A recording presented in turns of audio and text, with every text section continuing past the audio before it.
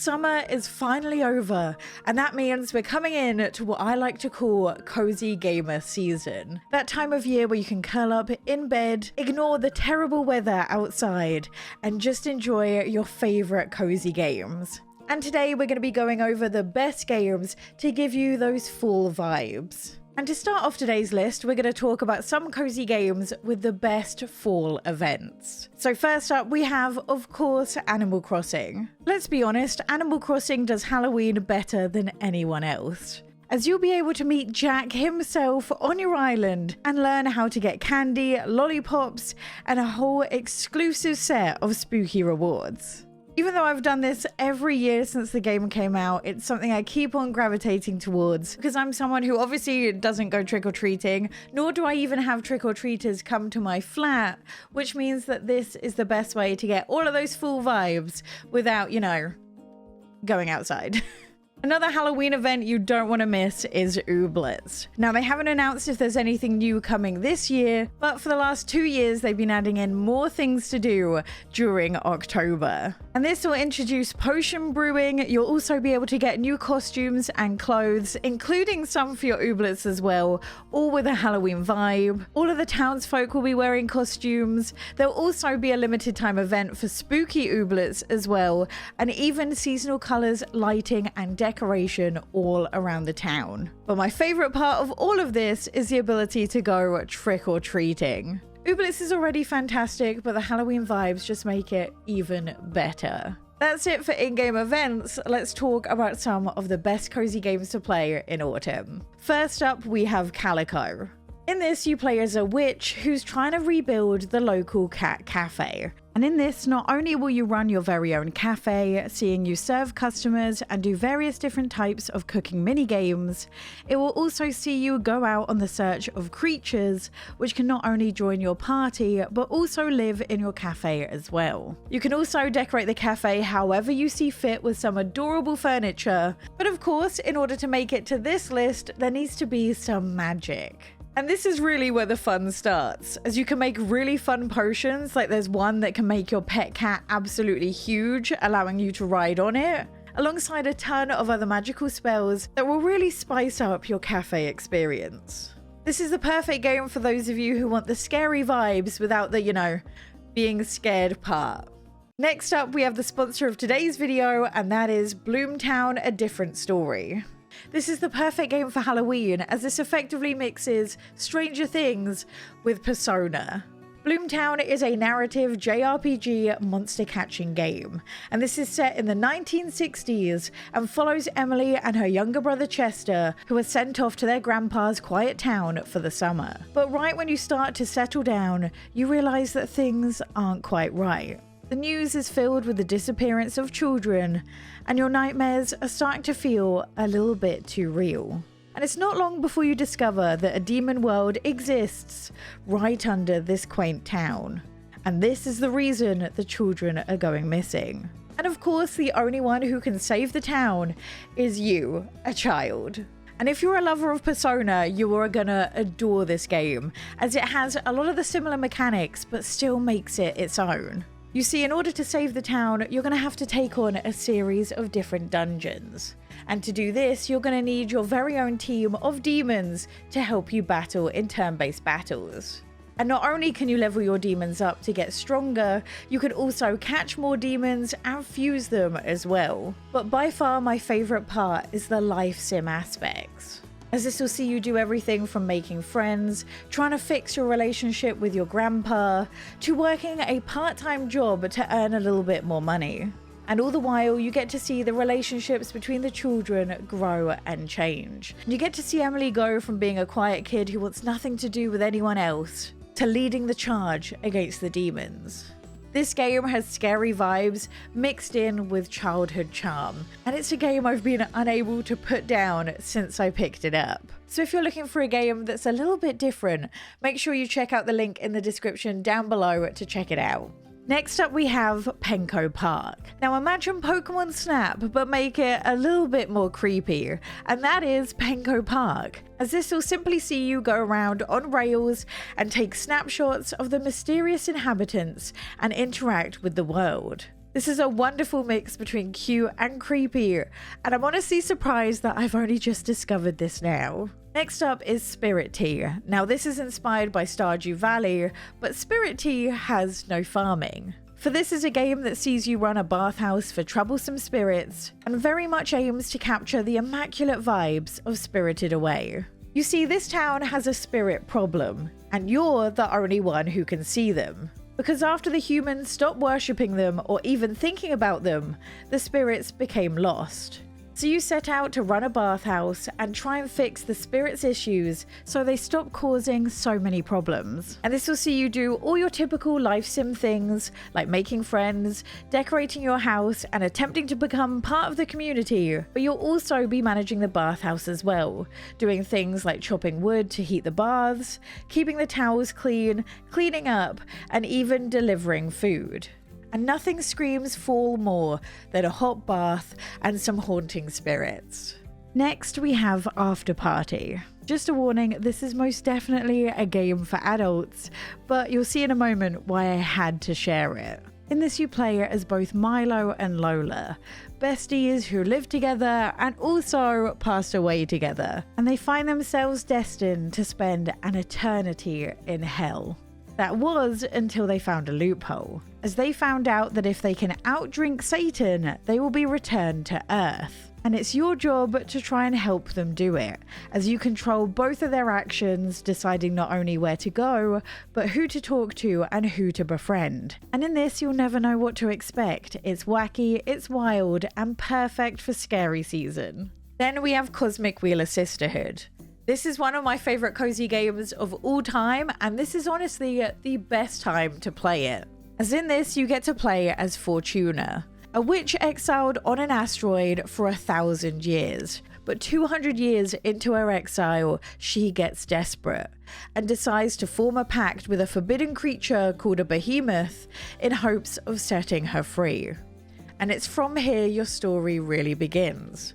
You see, Fortuna is able to tell the future with her tarot cards, cards which you get to design yourself. And the way in which you read and interpret someone's future will determine the course and the narrative of the game. And the fate of not only her friends, but her entire witch coven lies on your shoulders. This is such a unique way to put choices in a narrative game, and the story itself is gripping from start to finish. And instead of this being witchy and scary, this is more like witch politics, but in such a fantastic way. I can't recommend it enough. It's the perfect game to play before going to bed. Then we have Oxen Free. Now this is one I tend to play with the lights on, as it's a little bit on the scarier side, but this is a supernatural thriller that follows a group of friends who unknowingly open a ghost rift. And in this you get to play as Alex, who needs to not only keep herself alive, but also her friends as well. And every decision you make matters. One of the things I love the most about Oxen Free is the ability to learn about each of the characters and their relationships with each other just via their conversations. And I love the fact that one minute you'll be having a heartfelt moment with a character, and the next minute you're dealing with something supernatural. The second Oxen Free is arguably better than the first one, but I'd definitely say play them in order first to get the best experience, and you can often pick them both up on sale for pretty cheap, so I can't recommend them enough. Keeping with the same creepy vibes, we have Dredge. Now at first this may seem like a pretty great cozy game, as this will see you take charge of a fishing boat. And each day you go out, you reel in your catches, which you later sell for money to upgrade your boat and allow you to go further and catch even more expensive fish. The only issue is the seas are most definitely not safe, and if you happen to be out at night, you might not like what you find in the dark. But it's not long before you realize that maybe things in this town aren't quite right. Every now and again you'll reel in what looks to be a mutated fish. And as you explore these islands a little bit more, you start to hear the stories of the supernatural. And although at first you just believe these to be tales, it's not long before you start to see these things as well. And it's up to you to unravel the mystery of what is going on. I love this mix between cozy mechanics, but also a really dark story. This is another one of my favorite games, but I do also play this with the lights on and in daytime, because it can get a little bit scary. Next up is What Remains of Edith Finch. This is again for the cozy gamers who don't mind a little bit of creepiness, as this is a first-person narrative experience that is a collection of stories that tell the tale of a family in Washington state. And the magic is in the storytelling and the way the game tells each of the family members' stories. This is such an experience, and although it's one based around sadness, it has some truly beautiful moments. Next, we have Potion Permit. This has all of your classic farming sim vibes, but instead of farming, you're brewing potions. And this will see you move from a city to a brand new town to take on the role of being their chemist. The only issue is, once you get there, you realize that everybody hates you. So although you're not off to the best start, you get to work and have plenty to do, because as a chemist, it's your job to help the villagers whenever they get ill. And not only will you have to diagnose each patient that comes to you to figure out what's wrong, you'll then need to brew them the right potion in order to cure them. And both of these involves fun little mini games. And over time, you'll slowly earn the trust of the townspeople, and you'll find out the story of why they distrust chemists so much as you discover the damage the previous ones have done with their experiments. And soon you'll find yourself not only healing the people, but also the land as well. Next up is I Was a Teenage Exocolonist. And this is a narrative RPG where all combat is done through card battles, and where the choices you make matter. In this, you grow up on an alien planet as you're a part of humanity's first extrasolar space colony, giving you the chance to explore this brand new world in all its beauty, but also its dangers as well. And your decisions on what you should study and everything you learn and experience will make the colony stronger, not only affecting your life, but also your friends as well.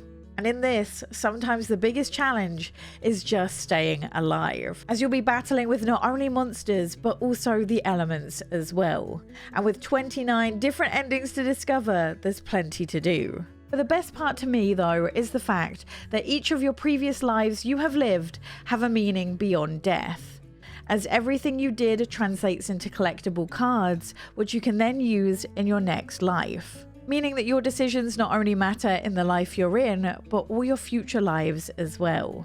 And you get to figure out how many lifetimes it's going to take to save your colony. Then we have Magical Delicacy, and this will see you play as Flora, who moves into a distant town to open her very own shop on a quest to become a witch. And this is a really interesting mix between being a platformer, but also a shop and cooking management game. As not only will you be able to explore this unfamiliar world filled with witches, you'll also find yourself concocting different creations as well, be it meals, teas, potions, pastries, or whatever you need to meet your customers' requests. And it's up to you to either sell them at your shop or deliver them yourself to each of the customers. One thing I really like about this is it's up to you what you make each customer. They'll have a few requests, like for example it being sour and a dessert, and then it's up to you to either go and buy some ingredients or forage for them yourself to make them a meal that fits those requirements. This is something completely different to all of the other cozy games on the list, and I can't recommend it enough. Some of the platforming could be a little bit difficult, but do make sure you check out the settings in the menu to kind of tailor your experience to whatever you want it to be. Next up is Firewatch, and this is a single-player, first-person mystery that sees you play as Henry, who has taken a job as a fire lookout in the Wyoming wilderness to escape his messy home life. Now, in theory, it should be a pretty chill experience, with Henry's job being sat up high, keeping an eye out for any fires, and just a radio to report to your supervisor Delilah when you need. But of course, things aren't quite so straightforward, as you find yourself constantly having to tackle different problems, with shockingly few of them actually involving fires. Now, at first, I found the lack of direction a little bit daunting, as the game will tell you what kind of direction you need to go in, and then it's up to you to navigate with your compass and your map, leaving you alone with the game's scenery and beautiful music. But you only get to enjoy the tranquility for a little bit, as you'll find issues interrupt your solitude all the time, and you'll find yourself needing to radio Delilah to figure out your next move. And through the game, you get to see her and Henry's relationship grow as they get to know one another, with all of the story essentially coming from their conversations. And because of the solitude of the large parts of the game, you get to feel the same emotions as Henry does when it's finally time to talk to her. This is one of my favorite cozy games of all time. It sends you through all of the emotions and is the perfect game to play this month. Next up is Luigi's Mansion 2 and 3. How can I not mention this classic in a cozy games list? Because in this, you are a literal ghost buster, so it is absolutely perfect. But the thing I really love about the Luigi's Mansion games is they're actually really clever puzzle games as well. But you never really feel like you're solving a puzzle. It kind of tricks you into thinking, and I really like that. But this will see you use your tools to rid the mansions of ghosts, and will see Luigi try and save his friends after a getaway gone wrong.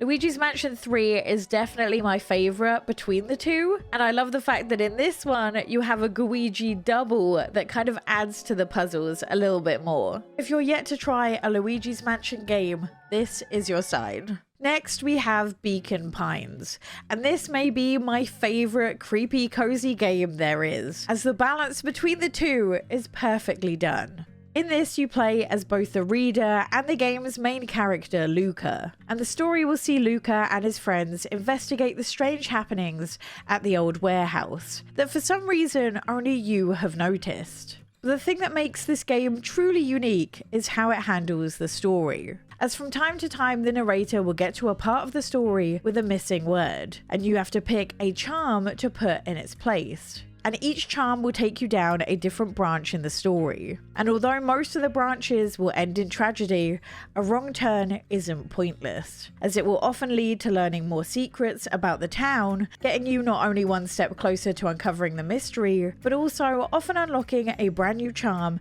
that you can use in another pivotal moment to change not only Luca's fate, but also the entire town's. This is definitely a little bit scary and a little bit dark, but also absolutely wonderful. The story is so gripping and I could hardly put it down. If you haven't tried this yet, I can't recommend it enough. Our final game on today's list is Tavern Talk.